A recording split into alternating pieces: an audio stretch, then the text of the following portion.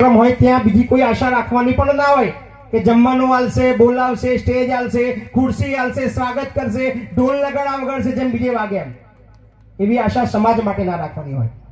અને આપણે ઓલવેઝ કહીએ છીએ કે સમાજ મને આલે સલાહ, સમાજને ત્યાં શું આલી પેલા એ વિચાર. સમાજને આપણે શું આલે છે પેલા એ વિચારીશું તો જ આપણને અધિકાર છે કે સમાજ મને શું આલે. સો બધા જ મુરબ્બી વડીલ બેઠા છે અને બધા જ ગુરુજન છે. અને ભારતસિંહજી સાહેબ બહુ અઘરું કામ તમે હાથમાં લીધું છે. ખરેખર એટલું અઘરું છે, મારા માટે કદાચ સરળ હતું.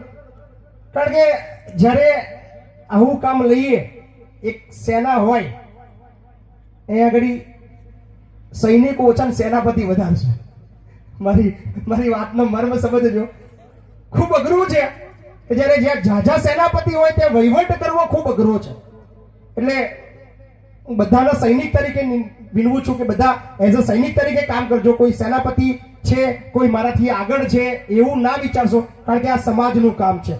મારી કોઈ શક્તિ નથી કે તમને બધાને સલાહ સૂચન આપી શકું, પણ જે ફેસ કર્યું છે, મેં જે વિચાર્યું છે ને ઘણી બધી સંસ્થાઓ આગળ વધી નથી શકી, એની પાછળના મેં જે તારણો કાઢ્યા છે એની અંદર એક જ વસ્તુ છે કે જ્યાં વહીવટ કરવા વાળાની સંખ્યા વધારે હોય એ સંસ્થા લાંબુ ચાલે નહીં, એવું મેં તારણ કાઢ્યું છે. સો બધા સમાજના ભાઈઓ છે એટલે બધાને દિલથી અપીલ કરું છું, કોઈ આગળ છે, કોઈ પાછળ છે, કોઈ પ્રમુખ છે, કોઈ મેન વ્યક્તિ છે, આજ સર્વોપરી છે, એ બધું મગજમાંથી કાઢી નાખજો. ભવિષ્યમાં આપણા છોકરાઓ અહીંયા રહેવાના છે, આપણા છોકરા અહીંયા ભણવાના છે, એમાંથી જ આપણો સમાજ આગળ જવાનો છે. આ મગજમાં નાખજો તો જ કદાચ ભારતસિંહજી તમે જેના માટે મહેનત કરી રહ્યા છો થશે. નહીતર દરબારો વચ્ચે બધા દરબારોને વહીવટ કરો ને બહુ અઘરો છે. બધા તલવારો કાઢે. એટલે ખાસ આ અપીલ છે કે બધા સૈનિક તરીકે કામ કરજો, બધાની ફરજ સમજીને કામ કરજો. વેર ઝેર, મતભેદ, મનભેદ, પાર્ટીવાદ આ તે બધું જ મૂકીને એક સમાજ માટે સારું કામ થવાની શરૂઆત તો થઈ ને થઈ. બધા સમાજની તમે દરેક જગ્યાએ જાઓ, હું તો બહુ પ્રવાસ કરું છું જિલ્લે જિલ્લે. કોઈ પણ નાના નાના ગામની અંદર જેમ ત્યાં ફલાણા સમાજની વાડી, ફલાણા સમાજનું મંડળ, ફલાણા સમાજનો હોલ, આપણું કશું દેખાતું દુઃખ થાય છે. આ ખરેખર દુઃખદ છે. અને એનો મતલબ એવો નથી કે આપણે આ જે વડીલો છે એમને મહેનત નહીં કરી, મહેનત તો કરી હતી, પણ જે કહેવાય છે ને સેનાપતિ વધ્યા, સૈનિકો મળ્યા. આપણે બધા સૈનિક. અને ભારતસિંહજી હું તમને મારા તરફથી એઝ અ સૈનિક તરીકેની તમને ખાતરી આપું છું, સાહેબ આવે ત્યાં આમંત્રણ આપવા માટે. સાહેબ હું તમારે આપવા ના હોય કોઈ આમંત્રણની મહિપતસિંહને જરૂર નહીં. સમાજનો કાર્યક્રમ છે, મહિપતસિંહ વગર બોલાવે પહોંચી જશે. પણ મારે એક વાત જાણવી છે, સાહેબ બજેટ કેટલું છે આ પ્રોજેક્ટનું? સાહેબે કીધું નિયર અબાઉટ 25 કરોડ રૂપિયા થશે. સાહેબ મહેનત કરો, 25 નહીં સાહેબ 500 કરોડનું બનાવવાનું છે આપણે.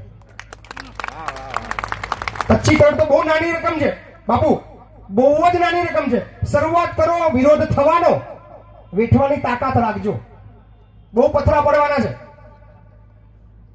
રોજ પથરા પડશે, રોજ વાર્તાઓ થશે. ભારતસિંહ પૈસા ખાઈ ગયા, કોઈને બોલે જ્યારે હું મહિપતસિંહ બોલું છું, પણ કોઈ ફરક પડવો જોઈએ નહીં.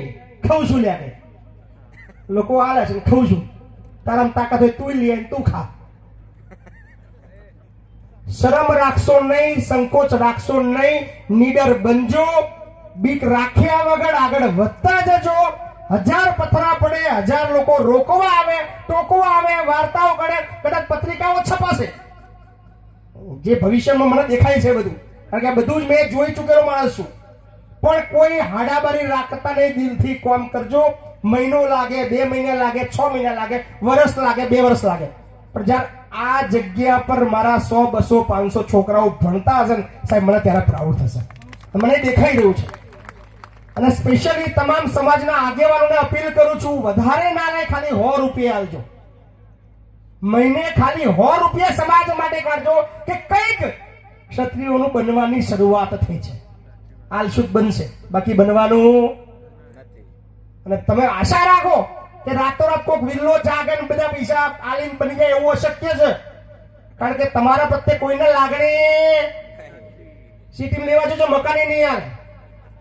આ અનુભવ ખુલ્લું બોલું છું. કદાચ મારી વાર્તાઓ કડવી છે, મારા શબ્દો બહુ કડવા છે, સીધા અસર કરશે, પણ જે ફેસ કરું છું, ભાડે મકાન નહીં આવે વેચવાનું તો છેટું રહ્યું.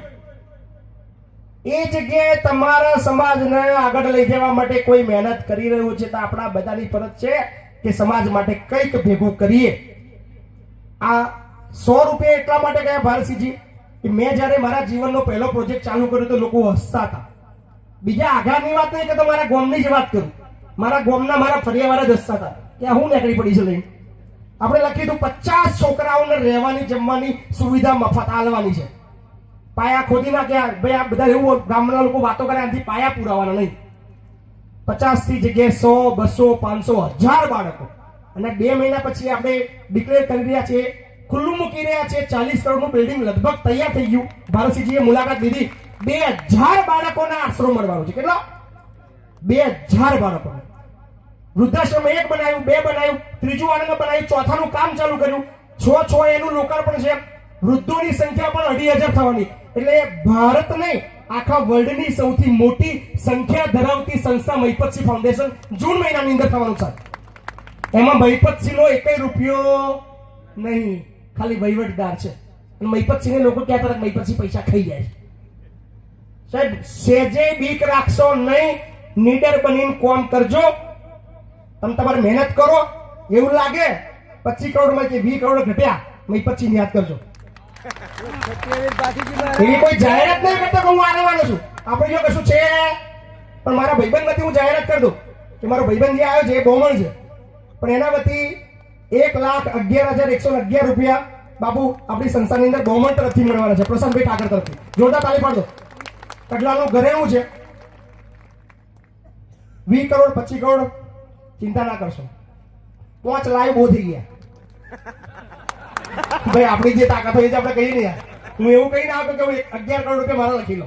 આપણા ખીચામાં કશું છે, પણ 1100 કરોડો ભેગા કરવાની તાકાત મારામાં છે. હું જાહેર મંચથી બોલું છું, કારણ કે પ્રેમ આ બધાએ આપ્યો છે. ખૂબ સહકાર મળવાનો છે ભારતસિંહજી. ચિંતા ના કરતા. મહિપતસિંહ ઓલવેઝ તમારી સાથે છે. કોઈ સાથ છે કે નહીં છે ખબર નહીં. જેવો પૈસા ટકે એવું લાગે કે એવા પૈસા રહ્યા નહીં, ખાલી મહિપતસિંહને એક મેસેજ કરજો.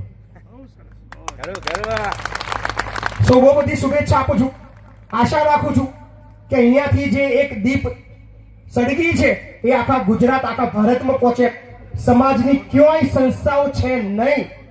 દુઃખદ છે, આખા દેશની અંદર જેની વસ્તી સૌથી વધારે હોય એની કોઈ સંસ્થા ખૂણામાં જોવા મળતી નહીં. આનાથી વધારે ઊંઘવાની સિસ્ટમ કદાચ બીજે ક્યાંય નહીં હોય. કડવું છે, પણ હજી આપણે ઊંઘી રહ્યા છીએ. સપોર્ટ આપજો ભાઈને. વિરોધ કરી લેવાનો સમય, ચૂંટણી ઉભા તરાઈ નાખવાના. બોલું છું, કદાચ ભારતસિંહ ના ગમતા હોય, ચૂંટણીની ટિકિટ લઈને આવે આપણે હરાઈ નાખવાના. પણ સમાજનું કામ કોઈ પણ વ્યક્તિ કરતો હોય, આંખો મીચીને સપોર્ટ કરજો. આવું કોઈ નહીં બોલે. હું બોલું છું. આભાર ભરતસિંહ બાપુ, મને બોલાયો, મારી વિચાર મૂકવાનો જગ્યા આપી, અને ચોક્કસથી વિશ્વાસ આપીને જઉં છું કે સૌર્યધામ 1,00,000% બનવાનું છે. 1 કરોડે બાપુ ભેગા ના થયા તો 25 કરોડ રૂપિયા મહિપતસિંહ ગમે તો લઈ આવશે. લાવવાની તાકાત છે, ગમે તે કરીશું. બહુ બધું આવડે આપણને, પણ બનશે. સમાજની વાત છે. સમાજનું જયારે કામ થતું હોય ત્યારે એક સમાજના એક વ્યક્તિ તરીકે, સમાજના એક સૈનિક તરીકે મારી ફરજ છે કે ખભેથી ખભો મિલાવીને બાપુનું મદદ કરીશ. So thank you so much. બધાને મારા જય માતાજી.